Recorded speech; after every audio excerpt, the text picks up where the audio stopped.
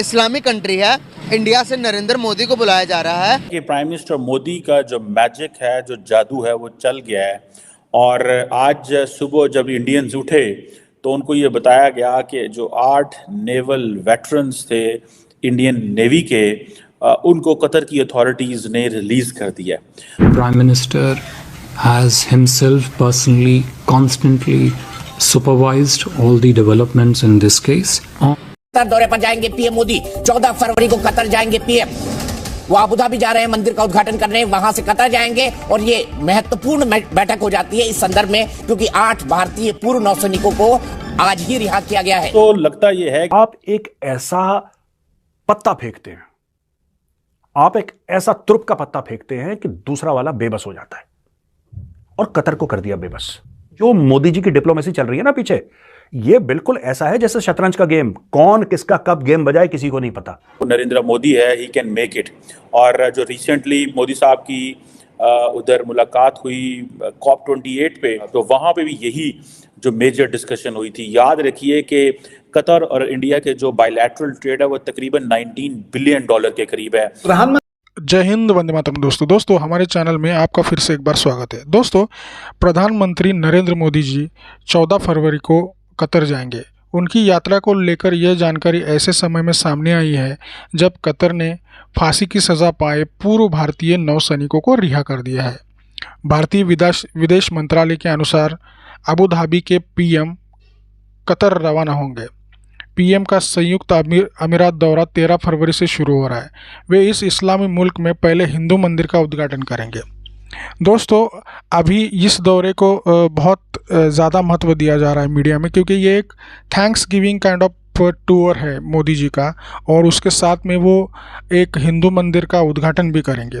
तो दोस्तों, इस मोदी जी का जो पॉलिटिकल कद जो ऊंचा हुआ है, इसके बारे में पाकिस्तानी मीडिया बहुत सारी चर्चे कर रहा है। तो आइए देखते हैं इस वीडियो में पाकिस्तानी मीडिया क्या कर रहा है। इससे पहले मेरे आप चैनल पर नए हो तो प्लीज़ सब्सक्राइब कीजिए और लाइक शेयर कमेंट ज़रूर कीजिए, और वीडियो अंत तक देखिए। दोस्तों, मुझे आपके सपोर्ट की बहुत ज़रूरत है। दोस्तों, मैं मिलता हूँ आपको वीडियो के आखिर में। हम आपके लिए काम कर रहे हैं, हम आपके लिए चाबार पोर्ट बना रहे हैं। आपका कतर सगा है, कतर को जाके कोई स्टोरी सुनाओ। ये हमें बंदे अपने वापस चाहिए। ऐसा नहीं हो सकता कि भारतीय नौसेना के लोगों को या हमारे वेटरन्स को कोई एरे गहरे मुल्क में फांसी हो जाए या उम्र कैद हो जाए। ये तो सेल्फ रिस्पेक्ट की बात है यार, ऐसा हो ही नहीं सकता। तो हर जगह से प्रेशर डाला। तो दोस्तों, प्रेशर, एक तो प्रधानमंत्री मोदी जी कतर के अमीर से बात करना, फेस टू फेस पर्सनल हाथ मिलाने के बाद कि भाई ये है, ठीक है।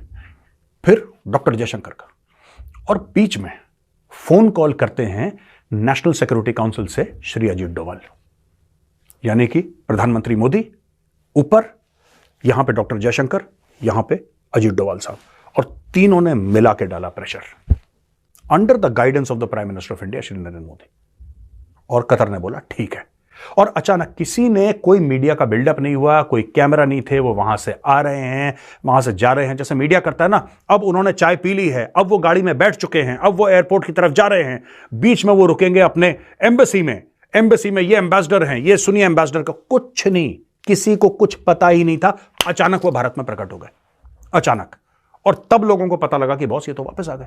तो ये दोस्तों पहली डिप्लोमेटिक जीत 24 घंटे में भारत की, सॉलिड जीत, मुबारक हो आप सबको। लेकिन ये जो एक कतर के जो जिसे कहते हैं ना, जो बायलैटरल रिलेशनशिप है, ठीक है जनाब, उनके साथ वो सामने आया है।